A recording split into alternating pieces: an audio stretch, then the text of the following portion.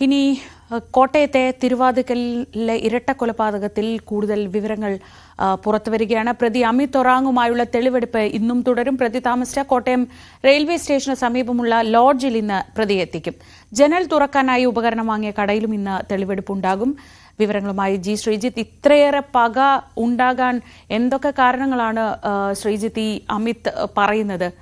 ജോലി നൽകിയ ആളാണ്, ശമ്പളം നൽകിയ ആളാണ്. അങ്ങനെ രണ്ടുപേരെ, പ്രായമായവരെ ഇത്ര ക്രൂരമായി കൊലപ്പെടുത്താൻ ഇന്ന് തെളിവെടുപ്പ് എങ്ങനെയൊക്കെ ആയിരിക്കും?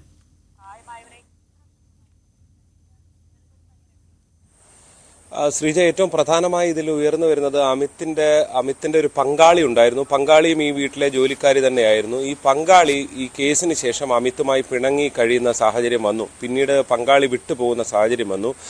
നമുക്ക് മനസ്സിലാക്കുന്ന വിവരമനുസരിച്ച് അമിത് ചില മൊഴികൾ നൽകിയിരിക്കുന്നത് ഈ പങ്കാളി പോകുന്ന സമയം ഏതാണ്ട് അവർ ഗർഭിണിയായിരുന്നു എന്നും പറയുന്നുണ്ട്. പക്ഷെ പിന്നീട് ആ ഗർഭം അലസിപ്പോകുന്ന സാഹചര്യമൊക്കെ ഉണ്ടായിരുന്നു. ഇതിനെല്ലാം കാരണം അമിത് കാണുന്നത് ഈ വിജയകുമാരൻ മീരയും തന്നെയാണ്. അവർ കാരണമാണ്. പണം തിരികെ നൽകാമെന്ന് പറഞ്ഞിട്ടും കേസ് ഒത്തുതീർപ്പാക്കാൻ അവർ തയ്യാറായിട്ടില്ല എന്നും ഈ ഒറാങ് പോലീസിലും മൊഴി നൽകിയിട്ടുണ്ട്. പക്ഷെ എന്ത് തന്നെയാണെങ്കിലും കേവലം അങ്ങനെ മാത്രമുള്ള ഒരു പെട്ടെന്നുള്ള ഒരു പ്രകോപനം നടത്തിയ ഒരു ക്രിമിനൽ, സാധാരണ ഒരു ക്രൈം മൈൻഡ് എന്ന് മാത്രം കണ്ടാൽ പോരാ. കാരണം അയാൾക്കൊരു മുൻ പശ്ചാത്തലമുണ്ട്.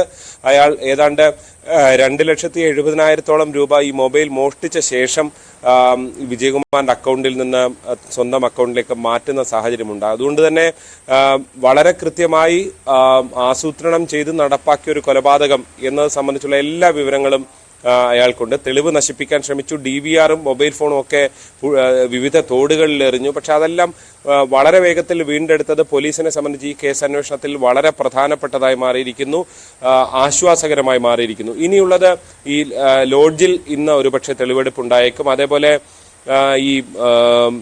ഇത് ജനൽ കട്ട് ചെയ്യാൻ വാങ്ങിയ ഉപകരണം കോട്ടയം നഗരത്തിലൊരു കടയിൽ നിന്ന് വാങ്ങിയാണെന്ന് പറയുന്നത് അവിടെയും ഉണ്ടായേക്കും.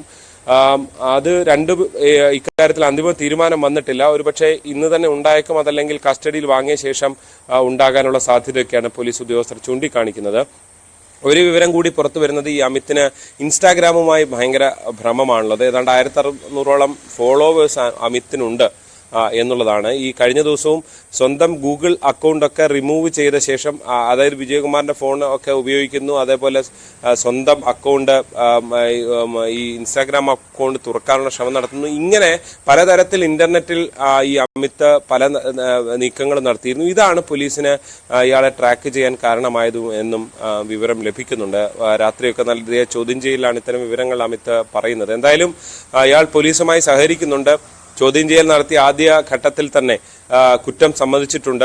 തെളിവോടെ ഉപേക്ഷിച്ചു എന്നത് സംബന്ധിച്ചുള്ള കൃത്യമായ വിവരമെല്ലാം നൽകുന്നുണ്ട്. ഒരുപക്ഷെ ഇന്ന് തന്നെ എന്തായാലും കോടതിയിൽ ഹാജരാക്കും. തെളിവെടുപ്പിന്റെ കാര്യത്തിൽ അന്തിമമായ ഒരു വ്യക്തത വൈകാതെ കൈവരും. ശ്രീജിത്താണ് വിവരങ്ങൾ നൽകിയത് കോട്ടയത്ത് നിന്ന്.